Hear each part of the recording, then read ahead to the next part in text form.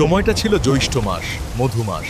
গাছে গাছে পাকা আমের ছড়াছড়ি। গ্রামের বড় বড় আম গাছগুলো যেন ফলের ভারে নুয়ে পড়েছিল। চারদিকে পাকা আমের মিষ্টি ঘ্রাণ। সেদিন বিকেল থেকেই প্রকৃতির রূপ বদলাতে শুরু করলো। হঠাৎ করেই সাধারণ বৃষ্টি ভয়ঙ্কর রূপ নিল। সন্ধ্যা পেরিয়ে রাত নামলো, আর বাড়তে থাকলো ঝড়ো হাওয়ার তীব্রতা সন্ধ্যা থেকে রাত পর্যন্ত। তবুও ঝড় থামার কোনো লক্ষণ নেই। বাইরের পৃথিবী যেন বাতাসের তীব্রতায় পুরোপুরি ধ্বংস হয়ে গেছে। হায় ভগবান, আমাদের বাঁচাও! ঝড়ো সব নষ্ট হয়ে যাচ্ছে, আমার গাছটি বাঁচাও। যেভাবে ঝড় হচ্ছে, গাছে মনে হয় আর একটা আমও আস্ত থাকবে না। সব বুঝি আজ শেষ হয়ে গেল। অনেকক্ষণ পর মাঝরাতে বৃষ্টির তীব্রতা কিছুটা কমে গেল, কিন্তু আকাশের রাগ তখনও কমেনি। অনেক সময় পার হয়ে যাওয়ার পর গভীর রাতে বৃষ্টির তীব্রতা কিছুটা কমেছিল, কিন্তু আকাশের ক্রোধ তখনও কমেনি।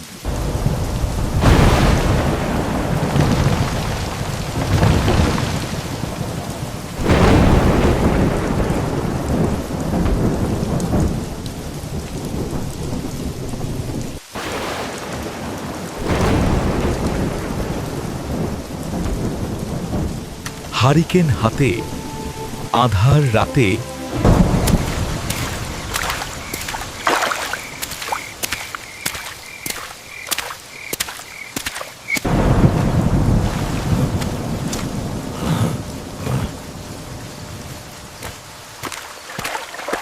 জল বাড়ার আগেই আমাকে তাড়াতাড়ি কুড়িয়ে নিতে হবে।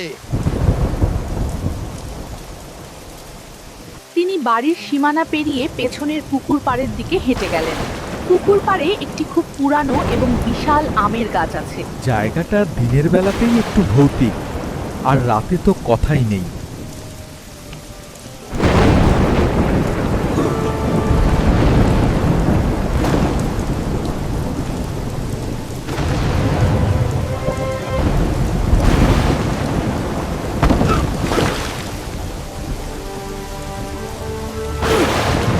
ঠাকুরদা দেখলো কেউ আম কুড়াচ্ছে ওই দূরের বড় গাছটার নিচে।